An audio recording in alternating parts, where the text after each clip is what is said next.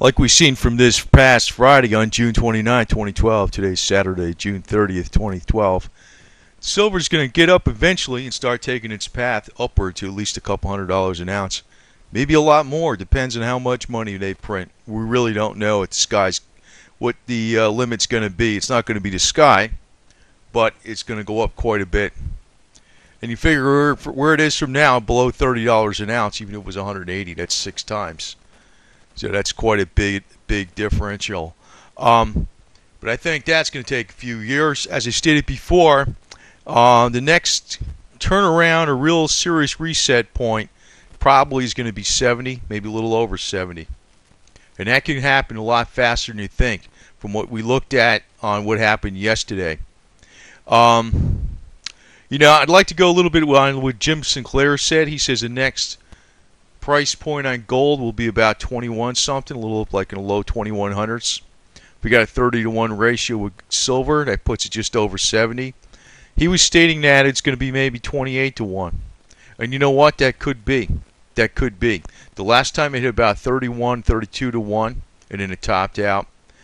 But like I said, I think I'd sell in steps, probably when it gets to about 60. Because you'll see a pullback probably below 50. But eventually silver's going to start getting up and taking off. And as we have seen, tremendous gains on Friday, especially in platinum and palladium. Now, I don't know specifically why platinum and palladium one would move 3%, one would move 4%, but I do know why everything moved all at once, and that is basically over the euro optimism. Spain's going to receive a lifeline after the EU allows direct access to the Eurozone bailout funds. And, I want to point out this. The euro is not going away. I keep saying this, but I don't know exactly how it's going to affect the markets on a week-to-week basis. I kind of always had that theme where I says, the euro is not going to totally fall apart. But there could be enough scares that it could bring down a lot of various areas of the markets. People running for liquidity and stuff. Yeah, they're paper markets. But, when silver goes up to $70 or $72 an ounce, probably, I don't know, it might even be by the end of the year. If it really starts, depends. It depends on a lot of things that could possibly happen, how much they have to react to a crisis situation. Because it could only take 3 months for it to actually top $40 again. It could. Although I suspect the bottom's not in yet.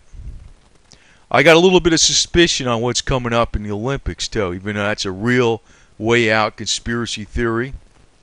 But if there's a catastrophic event like 9/11, again, only worse, that's going to affect the markets downward, and maybe that will be the bottom. I don't know.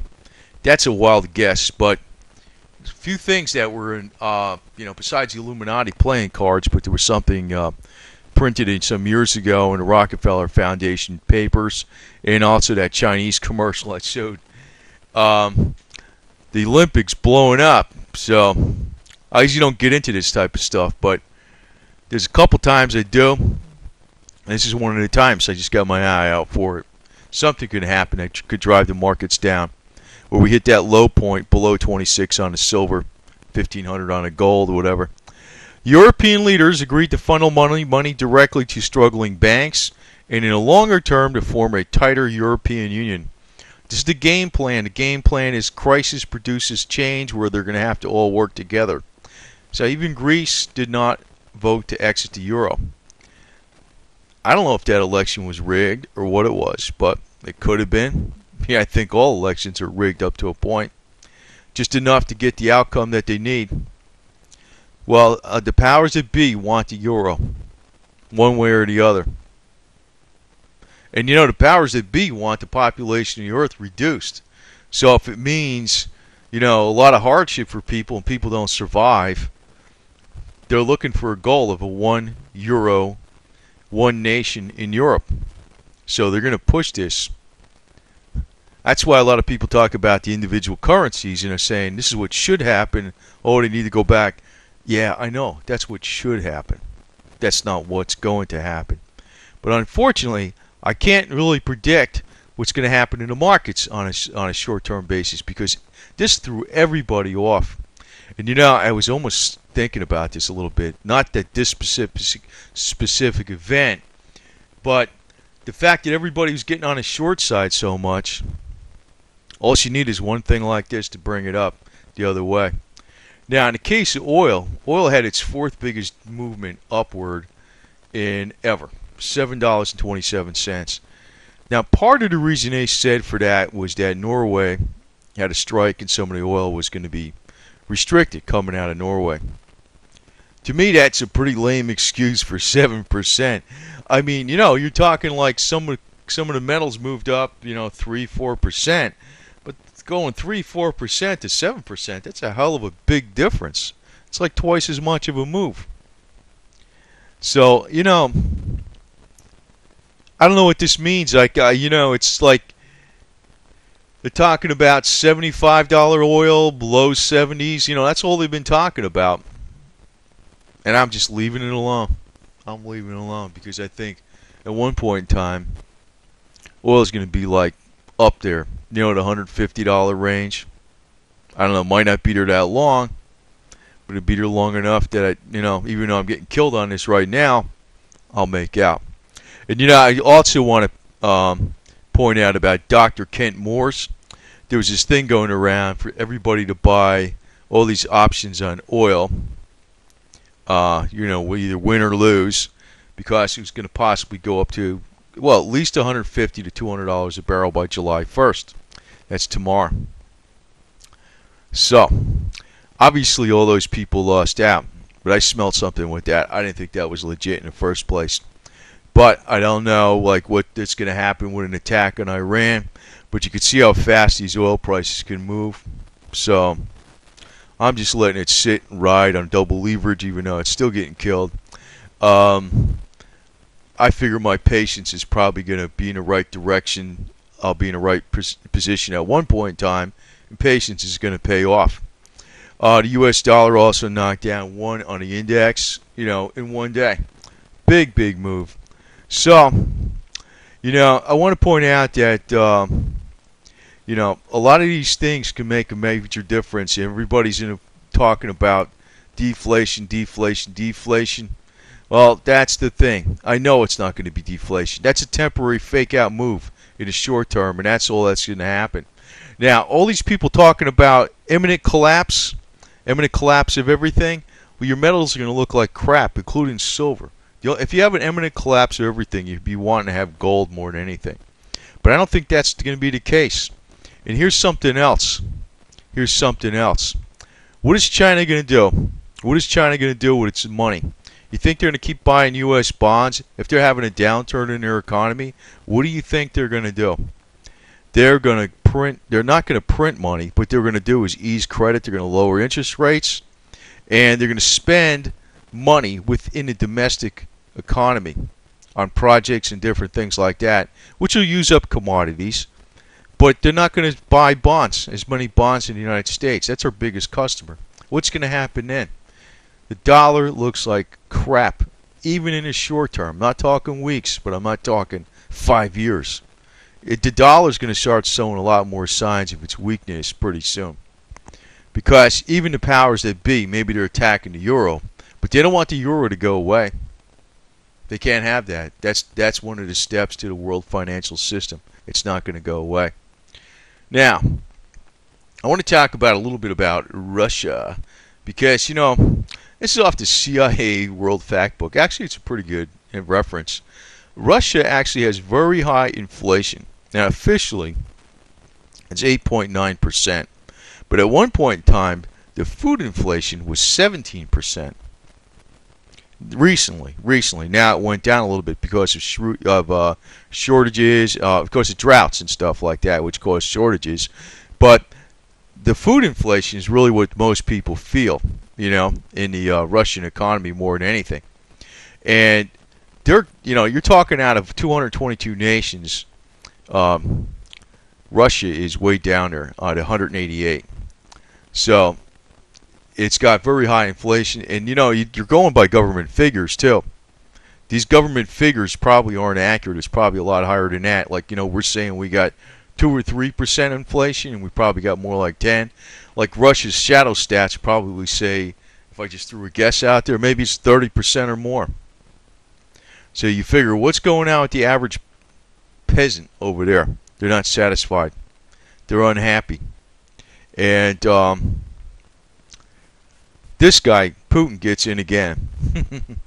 The guy that was the president of Russia. Then all of a sudden he's prime minister, and he hands the reins over to Medvedev, and that was his hand-selected, appointed president. And now he's back in again by a big landslide. I just point this out because I noticed there's so many people getting brainwashed by Russia today. It's beyond belief. And here again, here's Russia's average income. It's CIA fact book, but it's right in line with the IMF statistics and the World Bank statistics. This is about right. 16,700 per capita, whereas the United States is around 48,000. Okay, 48,100. So, that's, and you could say they get this free stuff and free this and everything like that, so it's not really reflecting the income.